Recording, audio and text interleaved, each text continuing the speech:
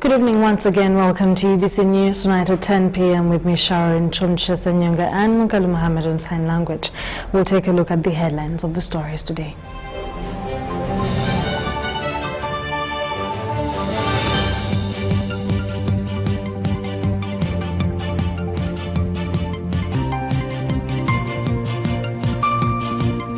News today, President Museveni commissions Mbuya UPDF military referral hospital. Museveni says NRM has developed and pacified the country. Still to come, Mojo praises UPDF for restoring peace in the area. Luweero residents discuss NRM's performance.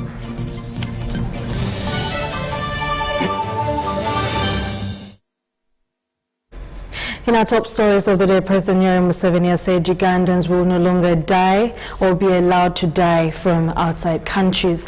This was after laying a foundation stone for the construction of UPDF National Referral Hospital at Mbuya. Now, the military hospital will also be will be open to the public. At Mbuya Military Barracks in Kampala is a national military referral hospital constructed by the Minister of Defense and Veteran Affairs. On the 40th TAREHE anniversary, the Commander-in-Chief of the Armed Forces, General Kaguta Museveni, laid the foundation stone for this hospital complex in Mbuya that will serve both the military and ordinary Ugandans.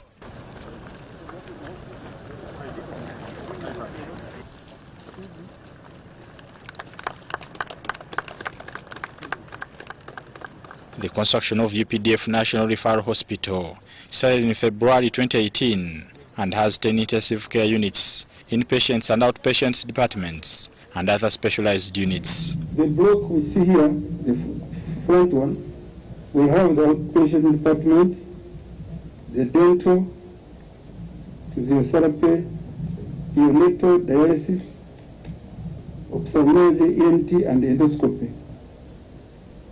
It has 7 blocks at 2 levels. This one next will have emergency, radiology, and general wards. And on the other side, there will be a laboratory, pediatric services, mini pharmacy, and kitchen and laundry on the ground floor. Then there is another block which is on the other side also, for maternity and 4 operating theaters and 10 intensive care units. The Chief of UPDF Medical Services, Major General Dr. Ambrose Musinguzi, believes that by July this year, the hospital will be complete. Already the procurement of equipment, the process has started, and we believe that by the end of June, equipping will have started. President Museveni, who counted himself lucky for living longer to say military hospital, commended the Minister of Defense for such an initiative, saying military hospitals world over are known for quality medical care. For the armies of Uganda, the they had never succeeded in having a military hospital. And as you know, in many parts of the world, military hospitals are the top end of medical care in countries. I think, if I'm not wrong, when President Trump got himself corona, because he was looking for it most of the time, when he finally got corona, they didn't take him to all the other hospitals.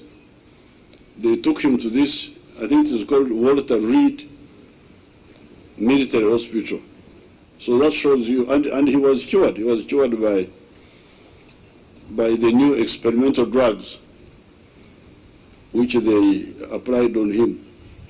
So I congratulate you, and I wish you good luck in completing the remaining, so that we have a fully functional military hospital. The 100 billion shilling state-of-the-art facility, constructed with support of UPDF Engineers Brigade, will see government save billions of shillings spent on treating army officers abroad. There is a room for you. If it is, he was talking of cardiology, there is a place for you here. All the branches, he talked about them, ENT and so on. So I think this is very good for the army, but also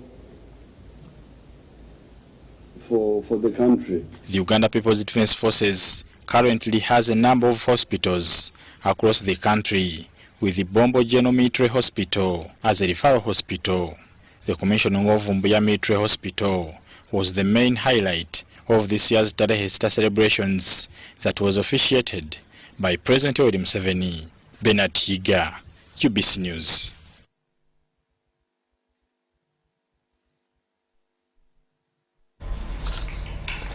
In more stories, President Yoweri Museveni has presided over the 40th TAREHE SITA celebrations at the Ministry of Defense headquarters, Mbuya. Museveni encouraged Ugandans to remain vigilant against the spread of COVID-19 and assures the nation of sustainable peace and stability. Singular honor and opportunity. National Resistance Movement Chairperson General Yoweri Kaguta Museveni anticipated 80% NRM win in the just concluded elections. This percentage we are talking about is just because of the poor organizational arrangements of NRM. They were not well organized. They are always not well organized. In some cases, they didn't have agents on the polling stations, this one here. But this did not stop the massive win of the NRM, as you saw. The President re-echoed this at the Ministry of Defense and Veteran Affairs headquarters in Mbuya as UPDF commemorated 40 years since the Kabamba attack. In his speech, Museveni discouraged politics based on tribal sentiments. By 1965, that's why we started a new line. The line of no, don't look at people's religion, don't look at their tribes, look at their needs. Tazama mahitaji ya watu, sio kabila, sio dini. Museveni reiterated NRM's achievements in the last 35 years of governance, mainly Uganda's growing economy, better infrastructure, education and health, among others. It is in his reign that cattle rustling in Karamoja, Joseph Kony of LRA, ADF has been defeated. Museveni believes that NRM's political investment has strengthened over the years. So, with this, there is no group in Uganda which can legitimately oppose NRM. No way. There is no way. If you go, why are you opposing NRM? He's opposing NRM because he's a parasite. So, I'm a parasite. You're stopping me from parasiting. Regional integration is among the priorities Museveni calls for to stimulate economic operations among African countries. But now I produce, when production goes up, the market is not enough. Why? Because the border is closed here, the border is closed there. This is not good. We shall end up building a Latin America in Africa if we go like this. The elected president of the Republic of Uganda, Gen. Yoweri Kaguta Museveni, has emphasized that in the next term, after swearing in, the NRM government will concentrate and focus more on socio-economic transformation. Ivan Kahwa, UBC News. Now, that was a highlighted story where the president asked Ugandans to respect each other, work together and make sure that tribal sentiments do not play a huge role because they're just a disadvantage to the nation. In more stories, President Yoweri Museveni has presided over the 40th TAREHE SITA celebrations at the Ministry of Defense headquarters. Mbuya, watch. Your Excellency, Uganda People's Defense Forces has marked 40 years of existence while serving Ugandans.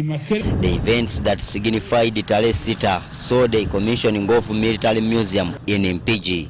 Other activities included extending health services, constructing schools, giving out reflector jackets, among others. And Your Excellency, this year we focused on environmental issues, partnering with National Forest Authority.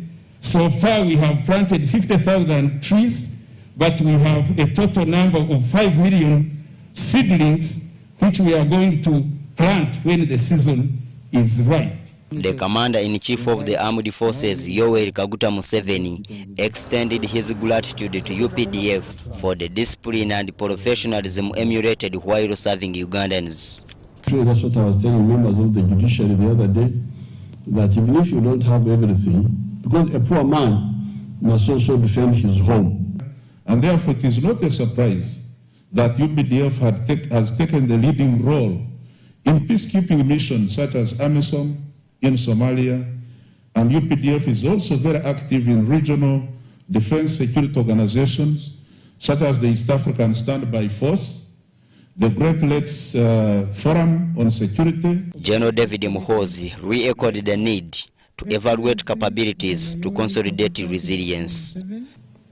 the infrastructure for service delivery is the civil service, the technocrats.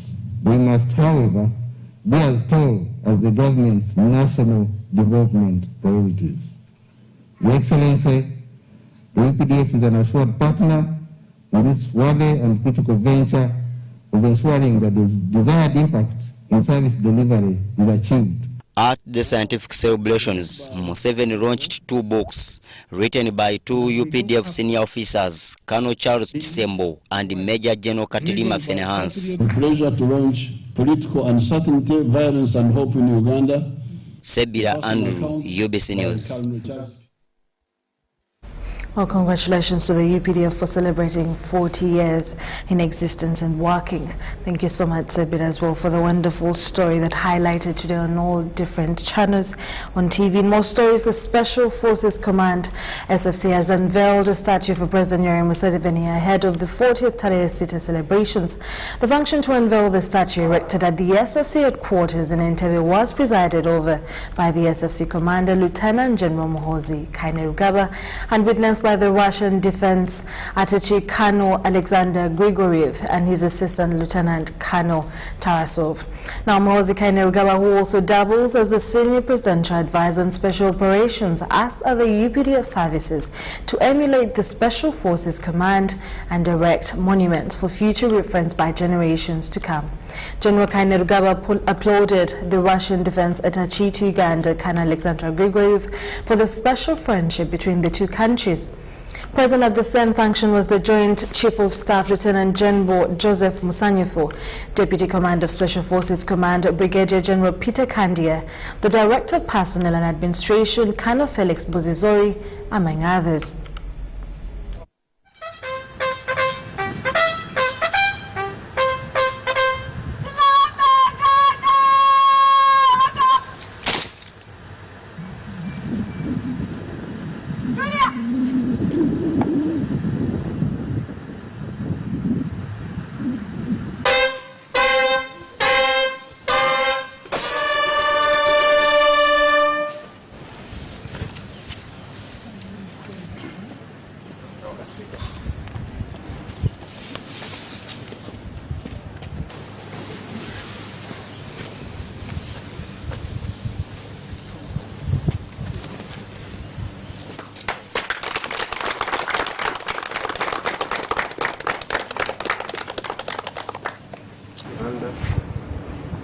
Senior officers of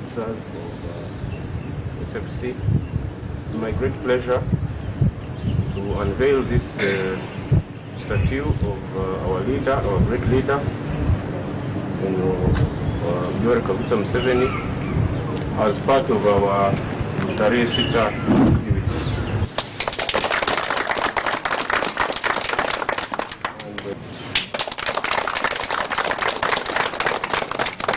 We shall now have a group photo. In more stories, the Karamojong have hailed UPDF for the great job done and for restoring peace in their region that was insecure because of the rebels and cattle rustlers. This was during celebrations to mark the 40th TAREHE SITA UPDF Day. Watch.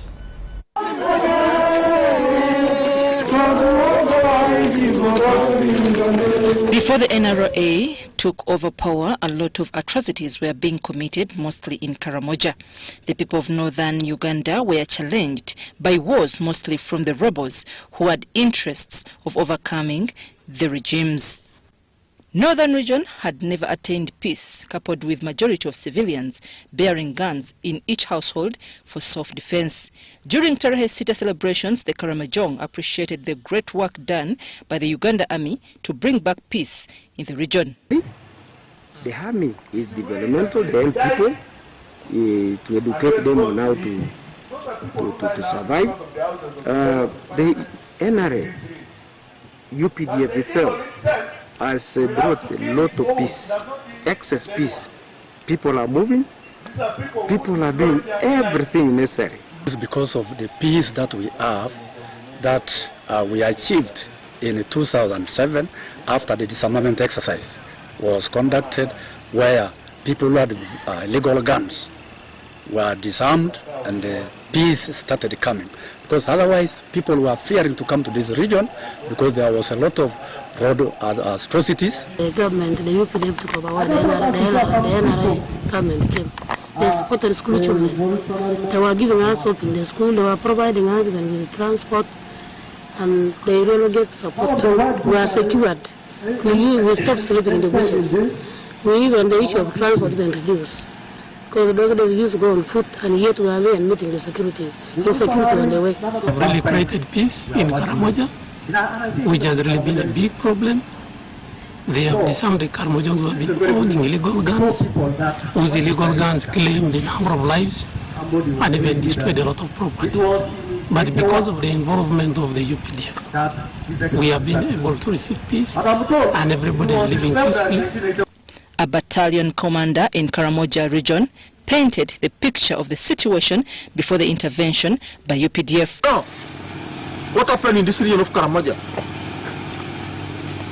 1970s, 1960s, many people were slain here, they were slaughtered. 1975, how many people were killed in Matan? You know it. 700 people were fired in the morning under the orders of General Idi Amin. You know. Because they refused to put on clothes and they were habitual raiders. They were killed. The commander requested the local people to coordinate with the army in the area so that they maintain peace. Though there are very many threats that are coming to Karenga. We are facing threats from the GA, whom I don't know whether God created them as thieves or what. I'm still asking myself. Yesterday they attacked two of our places, but they failed to take the animals. It also comes from South Sudan, the Tapasa and the Turkana, including our neighbors from the east, the Turkana. They are also around. But we are doing all what we can to protect you and the property. So we are doing our part of securing our people and their property. Mukosa Jonathan, the Kao of Karenga district, has linked the recent high victory of NRM party and President Museveni in the region to stability brought about by UPDF. And the subsequent creation of peace has enabled the people to appreciate the government. And even when you look through the recent concluded elections, this is a region that delivered 90% in almost all districts of the region to vote for the president, to vote for NRM. And we had peaceful elections. For instance, even at the level of 5, we got an opposite chairman at the level of 3. So really, it is because of the presence of peace. UPDF has the last 1 week been involving in community work by cleaning the town, slashing around the health centers, among others. The UPDF came into existence on 6th of February 1981. Mityana district residents still believe the Minister for ICT and National Guidance, Judith Nabakoba, has done a lot and want her back in 2026. Now, the residents also appealed to President Yoweri Museveni to maintain Judith Nabakoba as a minister. This was during a Thanksgiving ceremony organized by Nabakoba at her residence in Mityana district. Wanyango has a detailed report on this story. The Minister for Information and National Guidance, Judith Nabakoba, has held a Thanksgiving sermon at her home in Mityana in appreciation of the support rendered to her by her constituents. Reverend Father John Fisher Kaizi from Buyambi Catholic Parish, Mityana Diocese, officiated at the event and lauded Nabakoba for her commitment.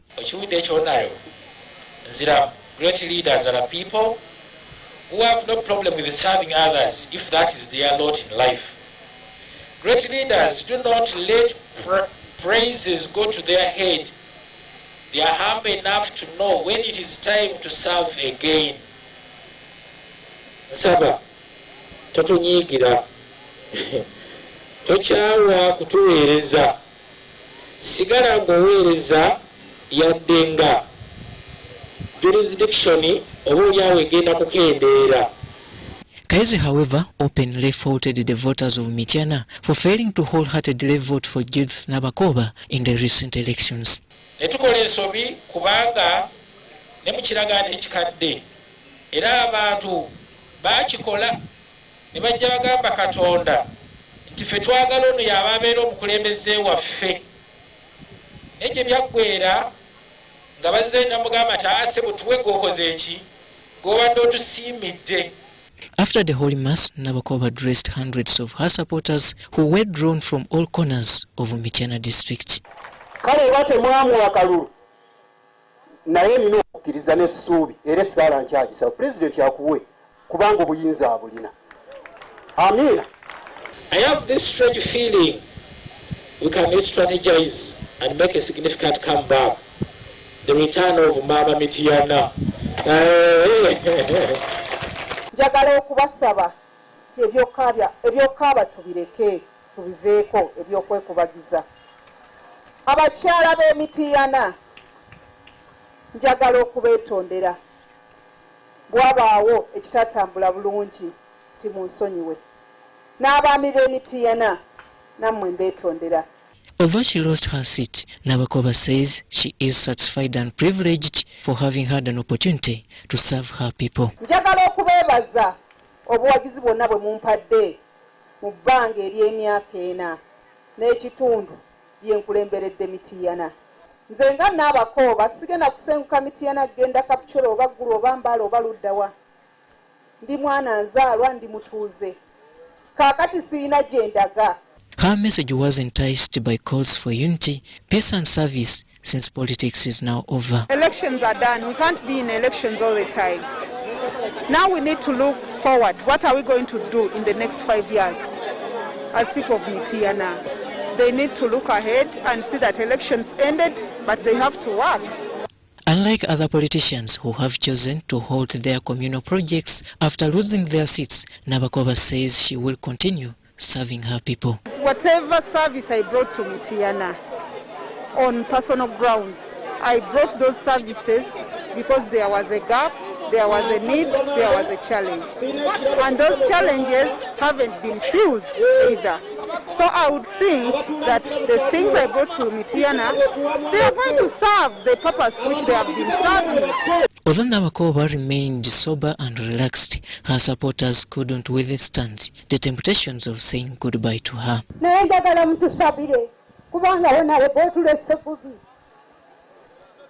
Lwaki tulina obukyaayi obutalina tegenderirwa kigambo kya nnaku nnyo nga Mityana district nga tufunye minisita nga tufuuse ettaala ayita ne tubiikako bulangiti n'enzikira. Emmotoka ya Honorable Judith n'ayako ebadde obulamu mabaafu mugafunye ebadde obulamu masowaani gonna gabadde gammwe enkoko mmwe muzirina ewaka bintu bingi mwe mubikola mutya. It should be recalled that Minister Judith Nabakoba of NRM, who has serviced Mityana district as a woman member of parliament since 2016, lost to Joyce Bagala of National Unity Platform during the recent parliamentary elections. Robert Onyango, UBC News, Mityana.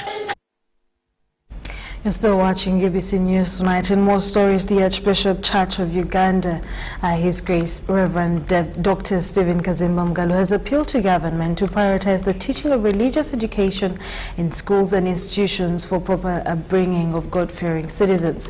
This was communicated at the closing ceremony of a two-day conference attended by Church of Uganda heads of Education Institutions Association, an umbrella body of Christian-founded schools and institutions. Details follow.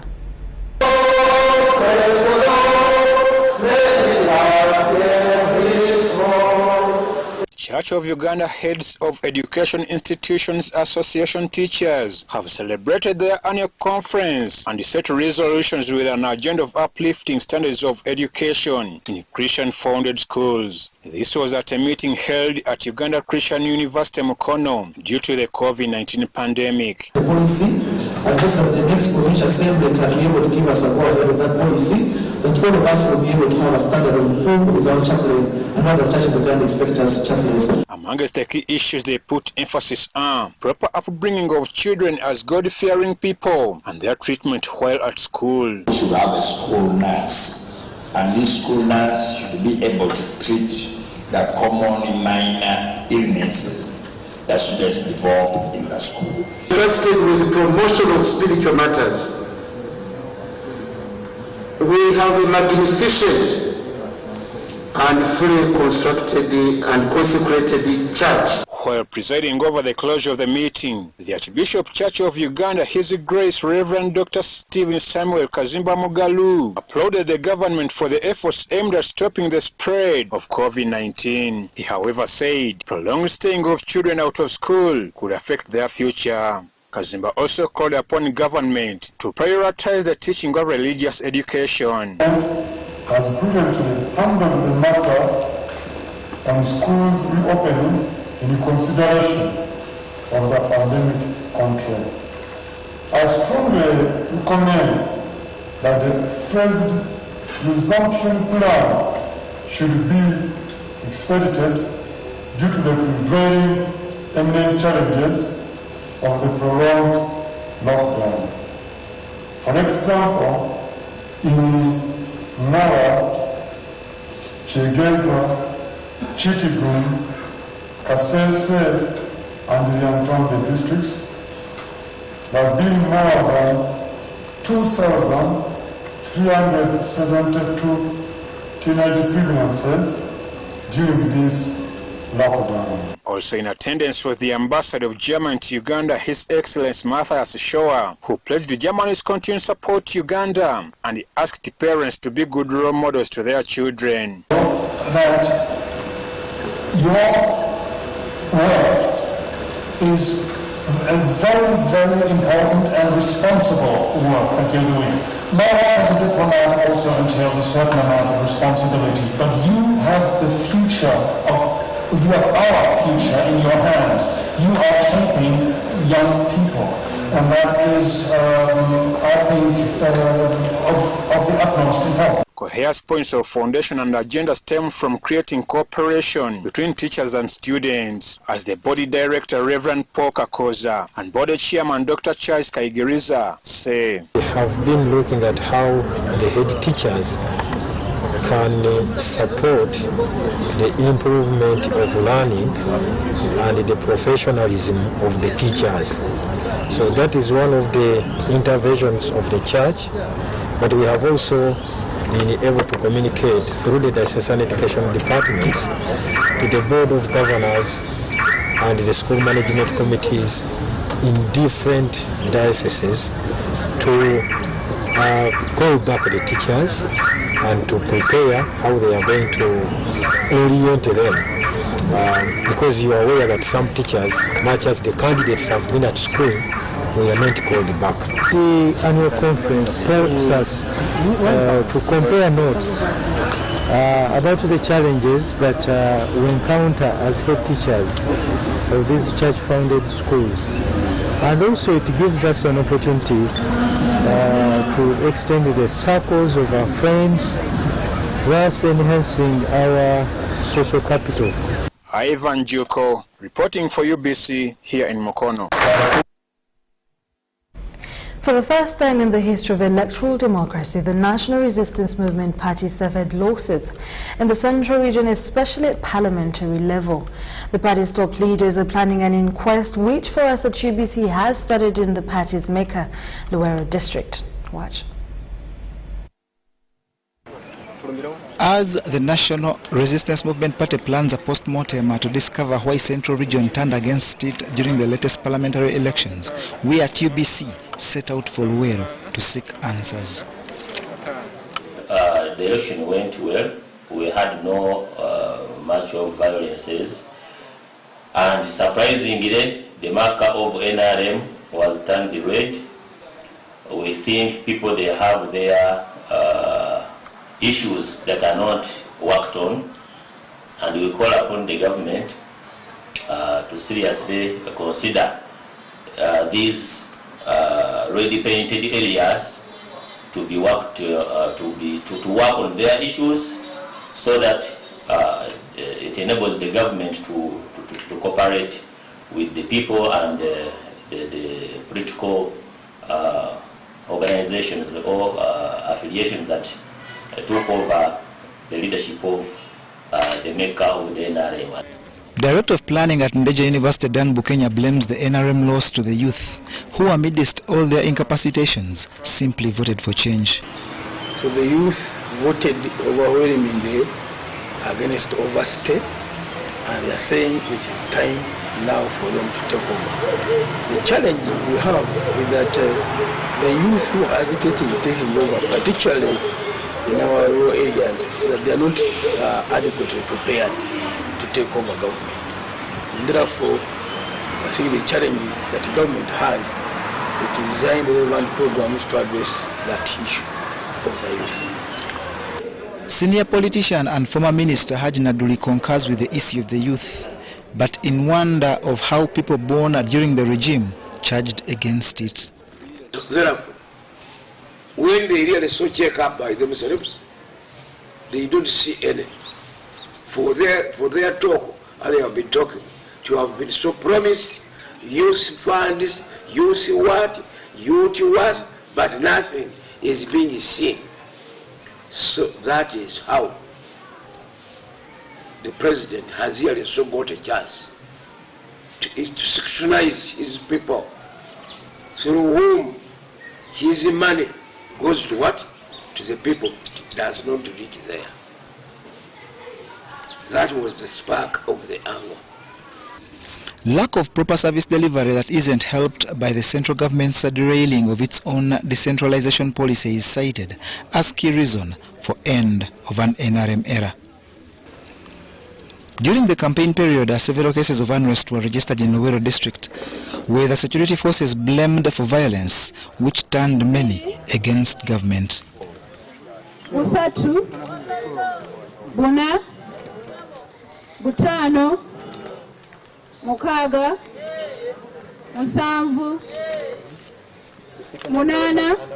With the election now behind us, But with the opposition filling most of the key positions, Bishop Paul Ssenyonga offers counsel. So the government must play its role of serving the citizens of Uganda, because it's their right, the constitutional right to be served. They should access to all the needs of the area, in the area of health services, in the area of social services, in the area of education. This is what they must do, whether it is the opposition that is in the area or members of the ruling party. On the issue of electoral fraud that many allege happened, senior citizen Dan Bukenya offers guidance that's worth the ear. The common question I normally ask is that why is it that in areas where Luke got members of parliament, Chagulanyi also won? So if you think there was cheating, then you also cheated. Now areas where Museveni had the biggest number of votes, even the members of parliament of any other won. So that question we need to balance. NRM lost the 4 legislator positions in Luwero district, also ceding the LC5 slot, but made some gains in the lower council elections. A woman in KASESE has become a household name after becoming the first female to ever win an LC3 chairperson seat for Hima Town Council. Hilda Businge was declared winner of the seat recently and becomes the first woman in KASESE to ever serve in this position. Congratulations, and you can watch. For a long time, KASESE district had not had a female LC3 chairperson until during the recent local elections. Hilda Businge and Ruth Bira were declared the winners of Hima Town Council and Mbonga Sub-County, respectively. Hilda Businge Mate, NRM, who tussled it out with Katura John Independent, the incumbent, was declared winner for Hima Town Council in the just concluded LC3 polls. Hilda Mate Businge, in an exclusive interview, said she was handed the NRM flag for the Hima Town Council LC3 seat after the death of her father, the late Tom Wabukombi, who won it from the incumbent Katura John in the NRM primaries. The community demanded that someone from the family should be the one to come up. But it wasn't easy. But by good chance, when the NRM Secretariat of KASESE sat and NRM Secretariat of Hima Town Council had the meeting, and they were looking for someone who could hold the flag. And they were not ready because it had come in a short notice. But because of a statement that I made during the burial of my dad, I told them if I could only get a chance, I would hold the flag and start from where my dad had stopped. After the death of Tom Wabukombi, the KASESE District NRM Secretariat, together with the locals, saw it inevitable that Wabukombi's daughter replaces him. She gallantly held the NRM flag to replace her father. However, her journey has not been smooth. And our youth in Hima here are jobless. It is so absurd that when I moved in the companies around that would employ these people, they tell me that leaders told them that our youth in Hima are thieves. They cannot work. Hilda promises to work with local government to develop Hima Town Council. She is confident to deliver. In Hima are taking very dirty water. So all those things we are going to work upon them, mostly on sanitization of Hima, making Hima a clean city. When you move down in the areas of Chisenyi, you find there are floods. In a town council like Hima, by the way, Hima Town Council is seen as the richest town council in KASESE district. But when you move on ground, you cannot find this richness. So what I'm trying to tell people that we all need to devolve, and we together with all of us, with the elders, with the councillors. Youth in Hima Town Council are optimistic that Hilda will help them get jobs.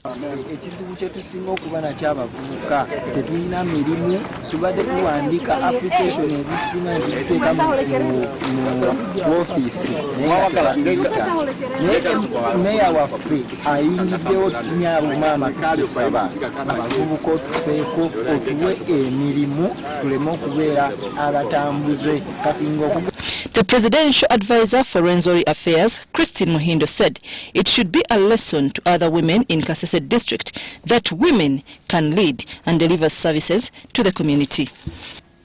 KASESE now can see, they have seen the potentials of women. Women can work, women work harder, more than men even.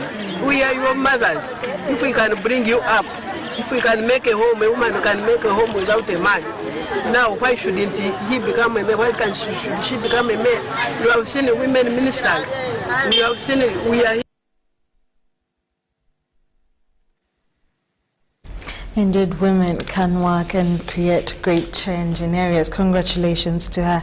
In more stories, a recent research by the Department of Pediatrics and Child Health, College of Health Sciences, Makerere University, found out that there has been a 50% reduction on the childhood disease because such standard operating procedures put in place to control the pandemic, like hand washing, masking, among others. The study was on the effects of COVID-19 pandemic on access to the community healthcare services for common childhood illnesses among children less than 5 years in Wakiso district. Abigaba reports.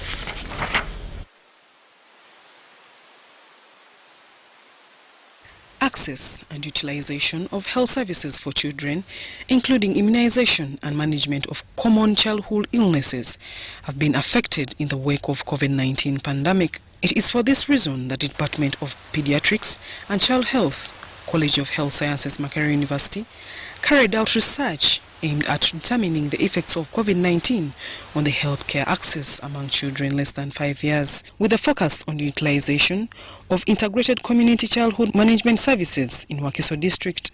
But what stood out most in our results is that the number of children who are seeking care for common coughs and flu, which we call respiratory tract infections, pneumonia, almost dropped by 48%, both at the VHTs, who are the ones in the community, and the health facilities. The researchers recommended that Ministry of Health needs to empower lower-level facilities and community health structures, plan for them in the face of diseases outbreak, mainly because they are the primary health providers. Malaria, diarrhea, pneumonia, and injuries were the main childhood conditions for which caregivers sought help during COVID-19 period. The 50% reduction in the cases of pneumonia over a one-year period, pre-COVID and during the COVID era, that is significant. So the use of masks, the social distancing, is actually an effective, very effective tool that we should maintain in our disease preventative measures in as far as respiratory tract infections are concerned. But for me, the infectious diseases are the ones that are easy to monitor.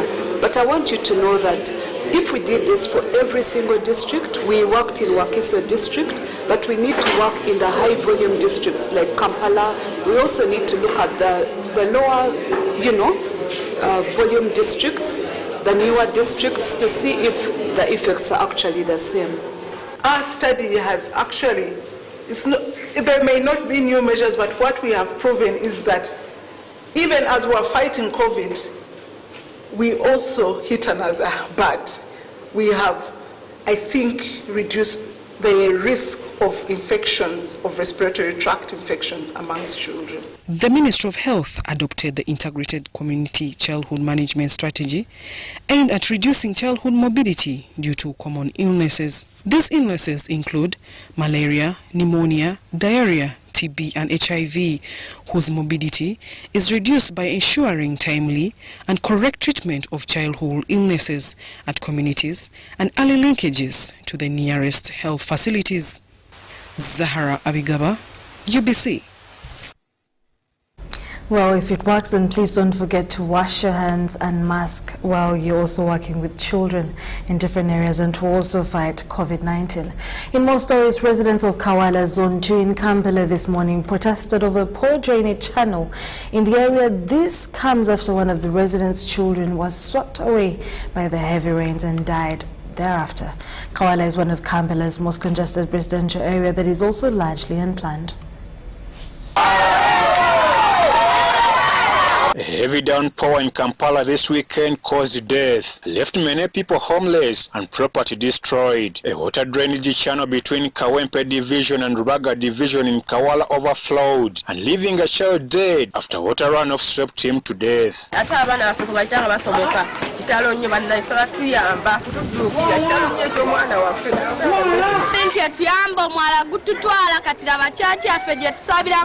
Ingiramu amazzi gonna ne gatuuka singa gavumenti yatuyamba netuyamba ku mwalo ogwo kubanga n'omwana yafudde ejjo lw'amazzi gavumenti etuyambe. It is because of this that residents protested over the sudden death of the child. Residents carried posters bearing messages accusing leaders of not performing their duties.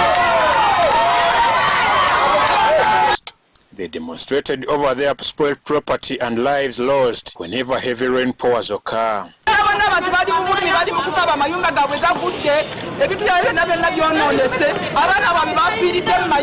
Police from Chikona and Kasui hurried to stop any further demonstrations, and next was the hide-and-seek game as protesters ran away.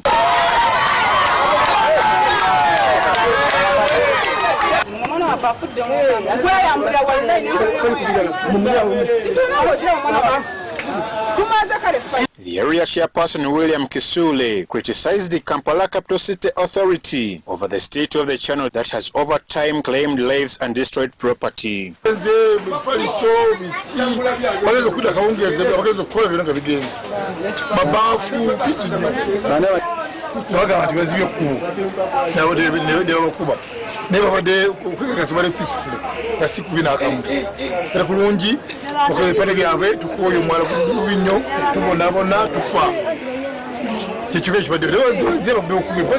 Ivan Gioko reporting for UBC News here in Kawala. On the occasion of its first anniversary, Rotary Club of Kampala Spring has awarded Dr. Fred Nsereko for his selfless effort towards the fight against COVID-19. Dr. Nsereko is the head of the Chirudu COVID-19 unit and has, despite many dangers to his personal state, in service to humanity. Watch. Join me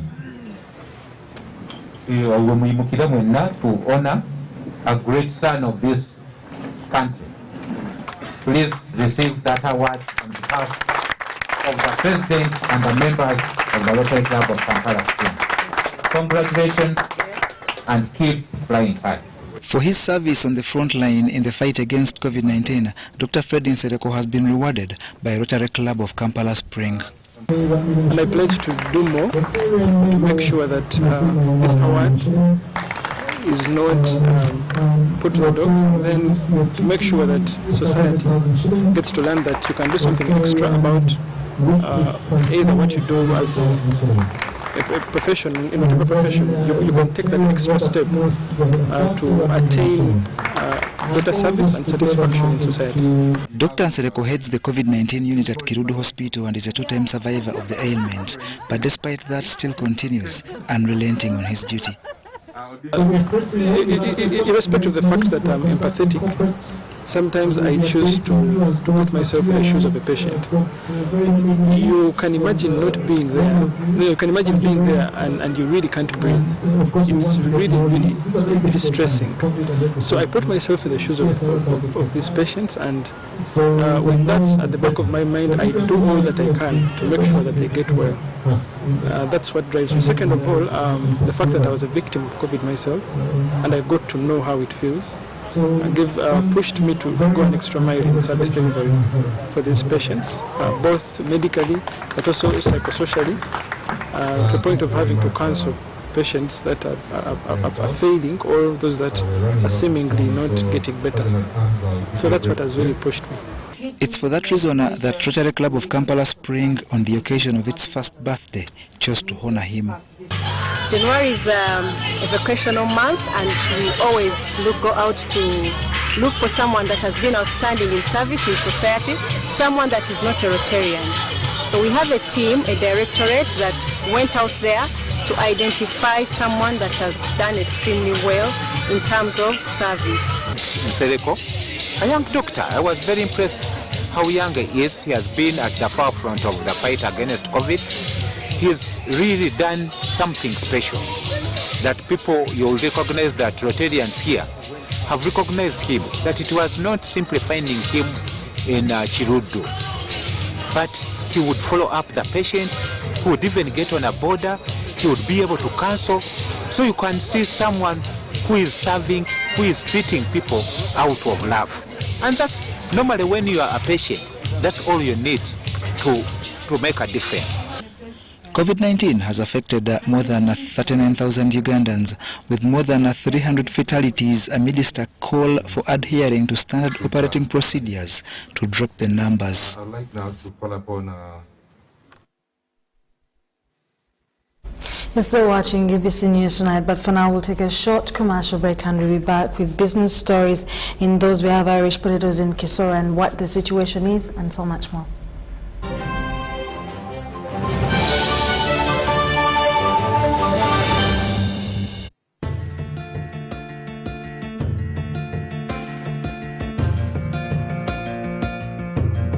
The Electoral Commission concluded local government councils elections countrywide for city, district chairpersons and councillors, municipality and city division chairpersons and councillors, councillors representing special interest groups to district, city, local government councils and sub-county, town, municipal division chairpersons and councillors. However, some electoral areas in different parts of the country were not able to conduct or conclude the elections due to various reasons. Accordingly, the Electoral Commission has appointed Monday 8 February 2021 as the polling date for the conduct of residual local government councils elections in the affected electoral areas across the country where the said elections were not conducted or concluded. A schedule of the affected electoral areas has been uploaded in the Electoral Commission website www.ec.or.ug and publicized through local media in each respective district. The Commission calls upon political parties, candidates, their agents, and registered voters in the affected areas to turn up in big numbers and participate in the above electoral activity in accordance with the guidelines of elections of the respective positions. Furthermore, all persons participating in the above residual elections shall be required to comply with the guidelines issued by the Electoral Commission in accordance with the Government of Uganda and Ministry of Health measures against the spread of COVID-19. This includes observing social distancing, hand washing, and wearing of face masks. Your safety while using electricity starts with having a certified technician to wire your premises. Do not use Camille sockets. Chisaka, now that the wiring is complete, how do I get power? No, I'll get you power in my own way. And you don't even have to worry about the bills. I'll bring them myself. Is your neighbor there? She went to work. Does she have power? Yes, she has. If your neighbor has the power, you have the power. Desist from illegal connections because they are not only dangerous, but could lead to prosecution and death. Chisaka, what is this? Oh my God, I'm from Umeme. I did not say Umeme. I am from Umeme. At Umeme, your safety is our top priority. Report illegal practices to Umeme when you detect them. Download the Umeme app for other services. Stay alert, stay safe, save lives. Umeme, powering Uganda.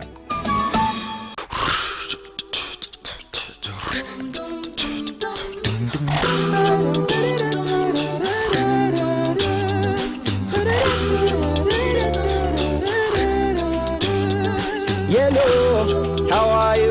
Tell me, how do you do? We're here to show some appreciation for the things you do. Sent you for today, and they sent you for tomorrow. Sent you for every time and everywhere you go. We love you so, and we enjoy life with you. We are happy, happy, happy to know that we will go with you. That's why we say, thank you, thank you, thank you, yeah. Thank you. Thank you for choosing MTN. Use MTN mobile money, bundles or other services to get Thank You points. The more you use, the more Thank You points you get. We look forward to many more years together. Thank you.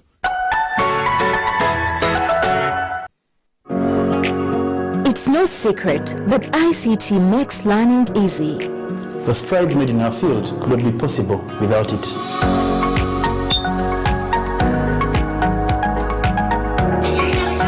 And now we can watch our favorite show.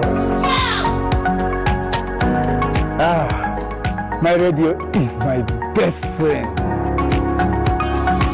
UCC provides an enabling regulatory environment and policy guidance for healthy competition. We also facilitate ease of doing business in the communications sector through licensing, standardization, spectrum management, tariff regulation, rural communication development, and consumer empowerment. An informed consumer is an empowered consumer. UCC supports local content and innovations. Driving the development of a robust communication sector in Uganda is Uganda Communications Commission. The day the world stopped was the day we found where to go.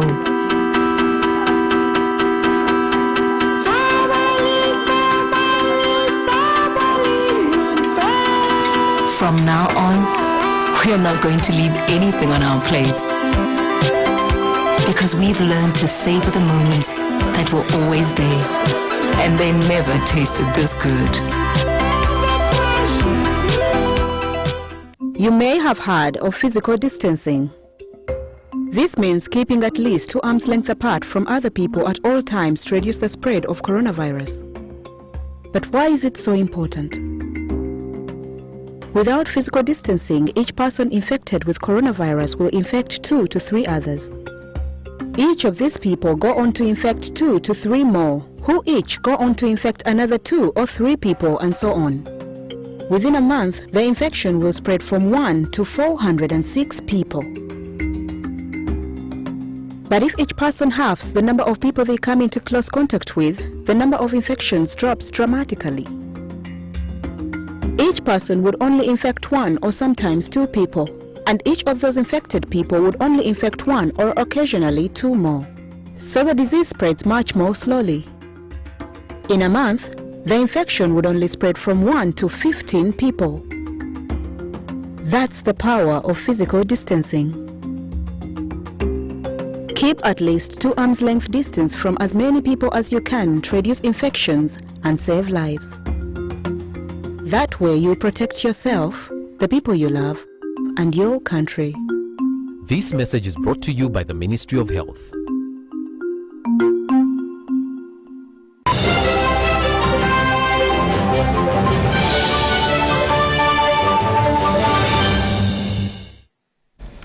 You're still watching UBC News Tonight. In more stories, Irish potato growers in Kisoro district are in tears over the lack of market for their produce, mainly due to failure of Kisoro potato factory to kick off and the closure of the Uganda-Rwanda border.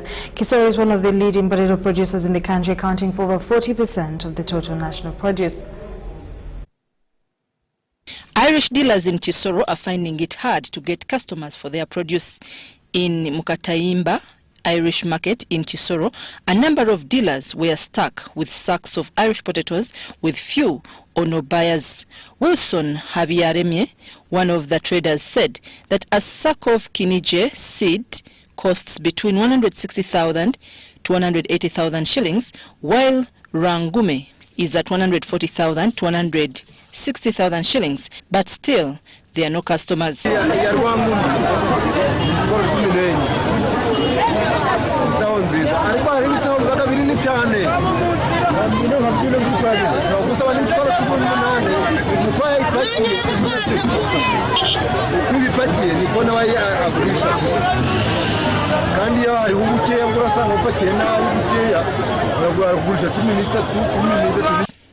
Habiyaremye says the closure of Rwanda and DR Congo borders have affected trade in Kisoro. The district used to sell its produce to Rwanda, South Sudan and DR Congo, but now has only Kampala market.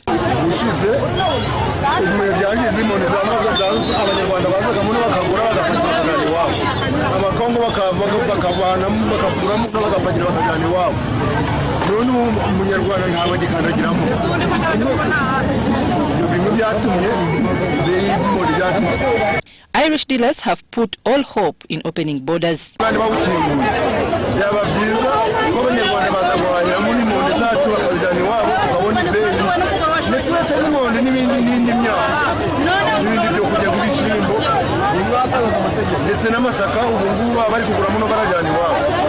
Judith Akampa, one of the fruit dealers, said that they crossed to DRC illegally to buy fruits, and a sack of fruits is 150,000 shillings.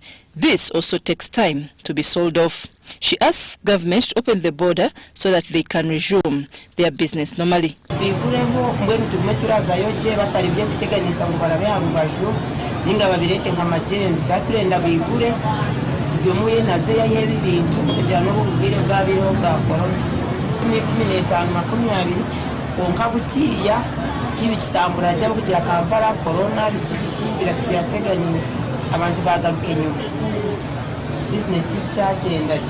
However, those who load sacks on the lorries are in business.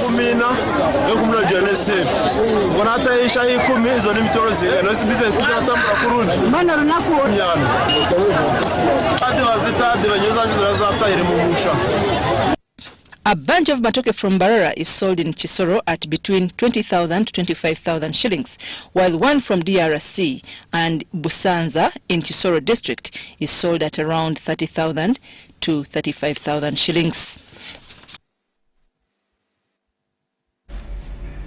Now, the need to change the present agriculture teaching curriculum at university and other tertiary institutions level is paramount to address the changing needs in food security and household incomes. Stakeholders from agriculture training institutions, students and alumni of Sasakawa Agriculture Fund for Education in Uganda have met in Kampala to devise means of addressing extension education. The human resource to provide agriculture extension services in the country are still below farmers' demand. To strengthen extension, the human resource must be availed and empowered with skills to address sustainable production. We're now looking at our training institutions. We need to build capacity even at the tertiary level so that we can address some of these issues. Sustainability in the food systems. Without adequate capacity building, there is no way we can address these issues. There is need for investment in human resource because, as you know, the agriculture is changing. When we trained, there was not much about climate change. The COVID was not there. You have emergence of different diseases. This was at an event that attracted representatives of high institutions of learning, Sakawa Extension Fund for Extension Education Alumni Association, and other public and private universities. The human capital. How you can develop, you can bring all the cameras, the lectures, but who is that person transferring the technology from the research through extension to the farmer, the small farmer? It is that person who has to be trained, equipped, given a capacity.